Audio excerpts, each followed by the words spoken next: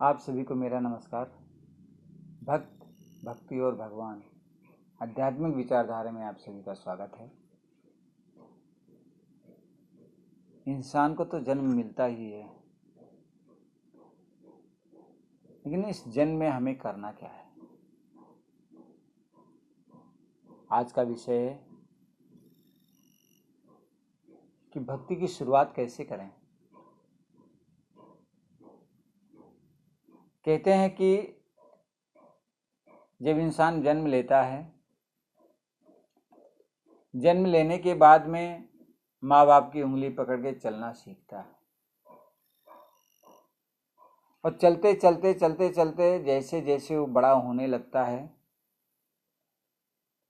माँ बाप का प्यार, भाई बहन का प्यार, संसार का प्यार उसके जीवन में आने लगता है। लेकिन वो परमात्मा को दिया हुआ वादा भूल जाता है। 9 महीने माँ के गर्भ में उल्टा लटका हुआ रहता है,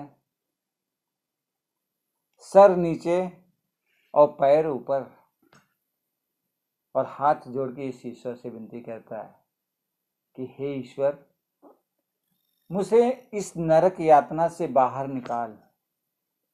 बाहर आके मैं तुम्हारा गुणगान करूंगा, तुम्हारी भक्ति करूंगा, तुम्हारी पूजा करूंगा। लेकिन बाहर आते ही माया जाल में भूल जाता है, और उस भूलने की वजह से परमात्मा बहुत दुखी होता है। फिर परमात्मा उसे याद दिलाने के लिए उसे कोई ना कोई दुख उसके जीवन में हमेशा आता है। दुख आने के बाद वो अपने परिवारजन से सबसे पूछता है कि मैं ऐसा क्या करूं कि मेरे जीवन में खुशियां आ जाए, सुख आ जाए। तो परिवार वाले बोलते हैं कि परमात्मा की भक्ति करो, परमात्मा तुम्हारी हर मनोकामना पूर्ण करेगा। अब उन्होंने तो कह दिया कि परमात्मा की भक्ति करो, परमात्मा तुम्हारी हर मनोकामना पूर्ण करेगा। तो परमात्मा की भक्ति कैसे करें कि परमात्मा हमारी हर मनोकामना पूर्ण करें? तो भक्ति करने की एक आस इस मन में निर्माण हो जाती है। फिर भक्ति करने के लिए कहाँ जाएं?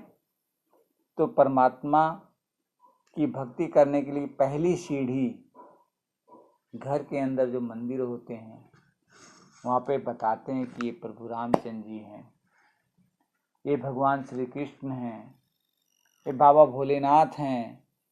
जितने अवतार इस ईश्वर के हुए हैं सबका रूप बता के कहते हैं कि इनकी भक्ति करो, श्रद्धा भावना से तुम्हारी मनोकामना पूर्ण होगी। तो ये भक्ति की ज्योति, भक्ति की शुरुआत हमारे जीवन में हो जाती है। हम भक्ति करने लगते हैं, पूजा करने लगते हैं, पाठ करने लगते हैं, लेकिन उसके आगे की सीढ़ी हमें नहीं पता होता है। वेदों, शास्त्रों, पुराणों को तो हम पढ़ते हैं, भक्ति की शुरुआत भी मैंने कर दी है, लेकिन भक्ति का फल कब मिलता है?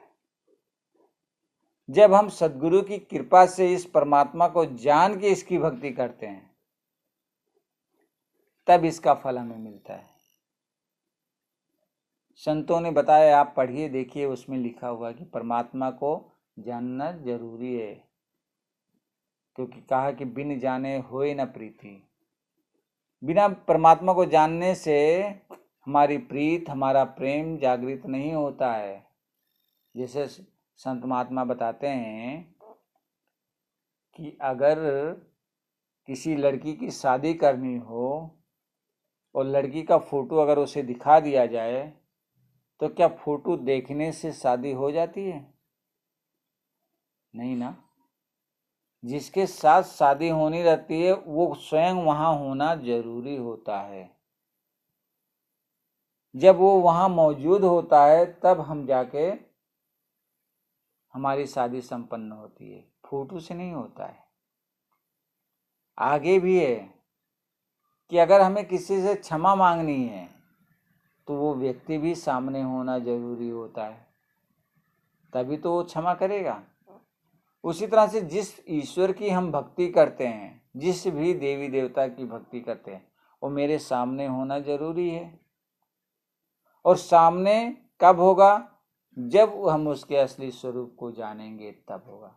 और जब हम उसके असली स्वरूप को जान के उसकी भक्ति करते हैं तब भक्ति हमारी सार्थक होती है। भक्ति की तो शुरुआत हो गई, लेकिन भक्ति को सार्थक करने के लिए, भक्ति को आखिरी मुकाम तक पहुंचाने के लिए हमारे जीवन में सद्गुरु आना जरूरी है। ये हर बार क्यों कहा जाता है? क्योंकि हर ग्रंथ वेद शास्त्रों में इस बातों को दर्शाया गया है।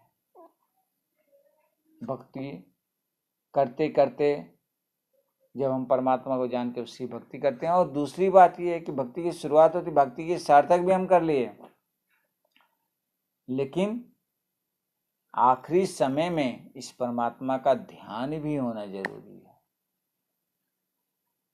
उसे ये पता होना चाहिए कि मैं कहाँ से आया हूं और मुझे कहाँ जाना है।